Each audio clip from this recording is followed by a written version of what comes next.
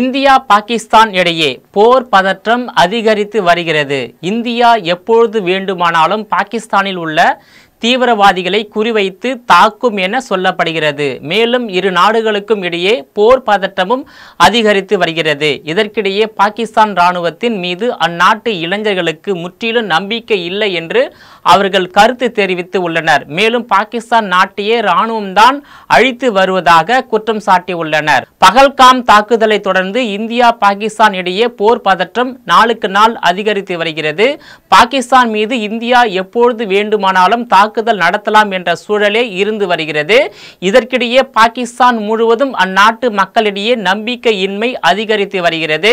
சமூக வலைதளங்களில் பாகிஸ்தானியர்கள் வெளிப்படையாகவே தங்கள் அதிருப்தியை வெளிப்படுத்தி வருகிறார்கள். குறிப்பாக அந்நாட்டை சேர்ந்த பலரும் தங்கள் இராணுவத்தின் மீது அவநம்பிக்கையையும் அதிருப்தியையும் வெளிப்படுத்தி வருகிறார்கள். பாகிஸ்தான் அரசியலில் இராணுவத்தின் தலையீடு அதிகரித்து வருவது தொடர்பாகவும் நெருக்கடியான சூழல்களில் நாட்டை வழிநடத்த சரியான தலைவர்கள் இல்லை என்று அந்நாட்டு மக்கள் சமூக வலைதளங்களில் வேதனையுடன் கருத்துக்களை பதிவு செய்து வருகிறார்கள். போர் என்று வந்தால் முதலில் நாட்டை விட்டு வெளியேறுவது பாகிஸ்தான் தலைவர்களாகவே இருப்பார்கள் என்றும் அதிருப்தி தெரிவித்து உள்ளனர். ஏற்கனவே பல மூத்த பாகிஸ்தான் இராணுவ அதிகாரிகள் தங்கள் குடும்பங்களை ஐரோப்பிய மற்றும் வளைகுடா நாடுகளில் தான் தங்க வைத்து உள்ளதாகவும் அரசியல் அழுத்தம் மற்றும் அச்சுறுத்தலை தவிர்க்க இப்போது பாகிஸ்தானில் பல மூத்த இராணுவ அதிகாரிகளும் கூட வெளிநாடுகளுக்கு செல்வது குறித்து யோசித்து வருவதாக சொல்லப்படுகிறது. பிரபல பின்னணி பாடகர் அட்னான் சாமி தனது பாகிஸ்தான் குடியுரிமை துறந்துவிட்டு 2016 இந்திய குடியுரிமையை பெற்றிருந்தார்.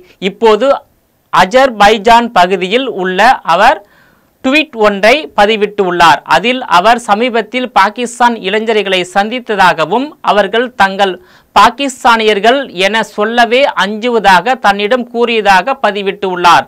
பாகிஸ்தான் இளைஞர்கள் தங்களை பாகிஸ்தானியர்களாக அடையாளப்படுத்திக் கொள்ளவே விரும்பவில்லை. அவர்கள் என்னிடம் நீங்கள் மிகவும் அதிர்ஷ்டசாலி, நல்ல நேரத்தில் பாகிஸ்தானை விட்டு வெளியேறிவிட்டீர்கள், நாங்களும் தான் எங்கள் குடியுரிமையை மாற்ற விரும்புகிறோம், நாங்கள் எங்கள் இராணுவத்தை வெறுக்கிறோம், அவர்கள்தான் நாட்டையே அழித்தது என்று ஆவேசமாக கூறினர். இதற்கு நான் அவர்களிடம் இது எனக்கு நீண்ட காலத்திற்கு முன்பே தெரியும் என பதிலளித்தேன் என்று பதிவிட்டுள்ளார். இதற்கிடையே பாகிஸ்தானின் லால் மசூதி மத குரு மௌலானா அப்துல் அஜீஸ் காசி தொடர்பான வீடியோ ஒன்றும் இணையதளத்தில் ட்ரெண்டாகி வருகிறது. அதாவது இந்தியாவுக்கும் பாகிஸ்தானுக்கும் இடையே போர் வெடித்தால் யார் போரிட முன் வருவீர்கள் என அங்கிருந்தவர்களிடம் அஜீஸ் கேள்வி எழுப்பினார். அங்கு ஏராளமானோர் திரண்டு இருந்த போதிலும் அதில் ஒருவர் கூட பேச்சுக்கு கூட நாங்கள் முன் வருவோம் என சொல்லவில்லை.